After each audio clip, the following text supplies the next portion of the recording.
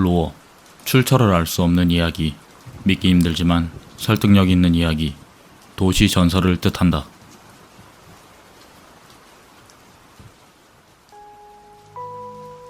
첫 번째 이야기.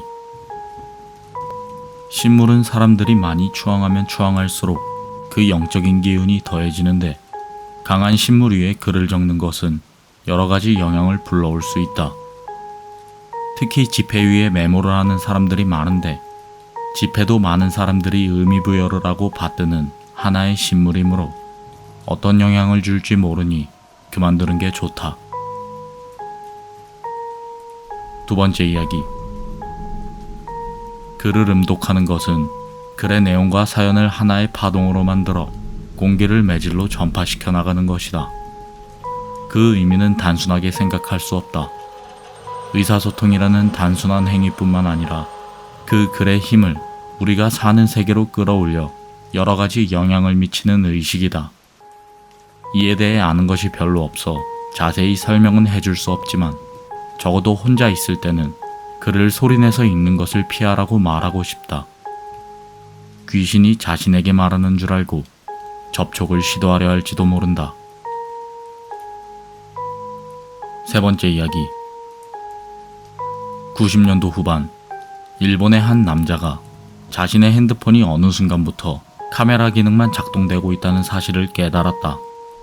폴더를 닫았다가 열어도, 전원을 끄고 다시 켜봐도 핸드폰의 액정은 언제나 렌즈를 통해 바깥의 풍경을 담고 있었다. 전화도 걸리지 않고 다른 어떠한 기능도 사용할 수 없어 불편함을 느낀 그는 핸드폰을 수리하기 전에 한번 사진을 찍어보기로 했다. 그는 베란다로 나가 도시의 풍경을 한 장 촬영한 뒤 수리점을 찾았다. 며칠 후 핸드폰은 완전히 고쳐진 상태로 돌아왔는데, 문득 생각이나 사진을 살펴본 그는 깜짝 놀랐다. 거리의 건물들 중 유독 한 건물만이 새까맣게 촬영이 되어 있었던 것. 그 건물은 바로 사진을 찍기 며칠 전에 화재로 10명이 넘는 사람들이 사망한 호텔이었다. 네 번째 이야기. 2000년대 초, 영국의 에든버러에 살고 있던 남자는 화장실을 가르다 이상한 것을 느낀다. 화장실 옆에 벽이었던 곳에 문이 하나 더 있었던 것. 그 문은 애초에 전혀 없었던 문이었다. 궁금했던 그는 그 문을 열어 들어갔다. 그의 눈앞에 펼쳐진 건 황폐하게 변해버린 도시였다. 하늘은 구름이 두껍게 쌓여 있었고 바람도 매우 강했으며 더웠다. 그는 도시 주변에 빌딩만한 괴물이 지나가는 걸 보았고 무서워서 문을 다시 열어 집으로 들어왔다. 그는 잠시 후 사진기를 들고 다시 들어갔지만 거긴 온통 하얀 모습이었다. 그는 문을 열어 돌아가려고 했으나 문이 열리지 않아 돌아가질 못했다. 그리고 그 남자로 추정되는 어떤 시체가 히말라야 산맥에서 발견됐다고 한다. 다섯 번째 이야기. 1972년, 영국의 한 물리학자가 공간이동에 대한 이론을 성립했다. 다른 몇 명의 과학자들에게 도움을 받아 장치를 만드는 데 성공했고, 당연한 성공을 자신하며 강아지를 장치에 집어넣고 가동했다. 하지만 그 강아지는 공간이동 대신 그 자리에서 즉사하였다. 결국 그 과학자는 자신을 비관하며 자살하고 말았고, 실험을 하던 연구소는 폐쇄되었다. 그로부터 14년 뒤인 1986년, 아이들이 공간이동 장치를 연구한 연구소에 들어가 놀던 도중에 이상한 것을 발견했다. 그것은 개의 심장이었으며 여전히 신선하게 뛰고 있었다. 여섯 번째 이야기. 1898년, 구석기 인류를 조사하는 인류학자들이 그들이 살던 동굴을 조사했다.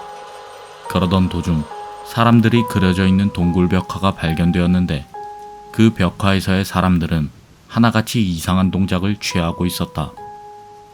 자세히 살펴보니 그 동작들은 알파벳과 비슷한 모습을 나타내고 있었으며, 그 알파벳은 Rescue 라는 단어로 쓰여 있었다.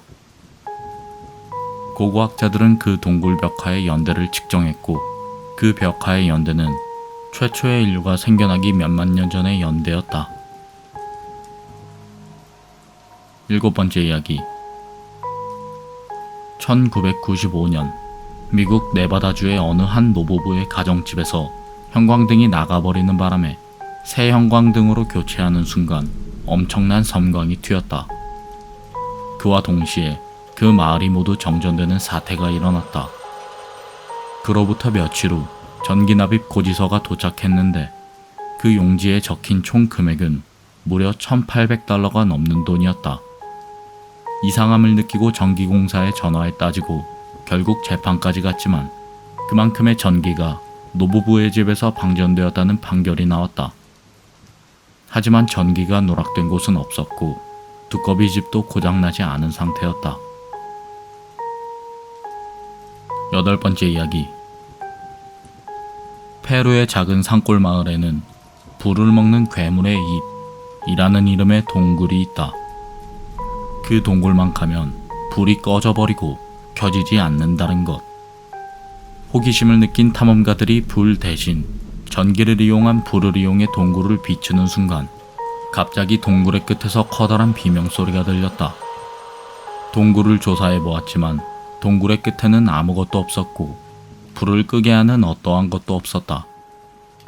몇 년 후 그 동굴을 탐험했던 탐험가들 모두 자연발화 현상으로 죽었다고 한다.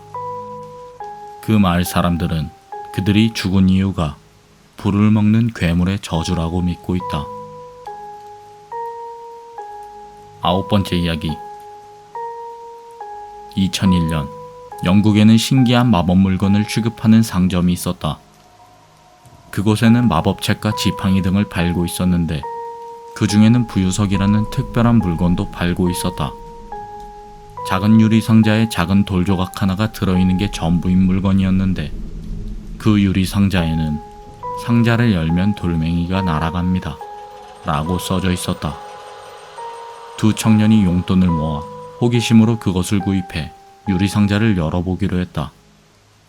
두 청년이 유리 상자를 여는 순간 돌멩이는 잡을 새도 없이 빠른 속도로 하늘로 솟구쳐 올랐고 보이지 않을 만큼 멀리까지 올라간 뒤에 다시 땅으로 떨어졌다. 두 청년은 다시 돌을 하늘 위로 던졌지만 다시는 떠오르지 않았다. 10번째 이야기. 1708년 러시아에서 어느 아이가 액자를 주었다. 액자의 이름은 천사가 싫어하는 그림. 액자에는 악마가 천사를 죽이는 그림이 그려져 있었다.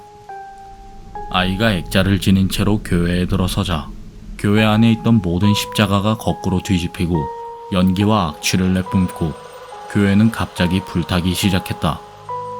설상가상으로 문이 고장나 잠겨버리고 교회 안에 있던 사람들은 모두 타 죽었다.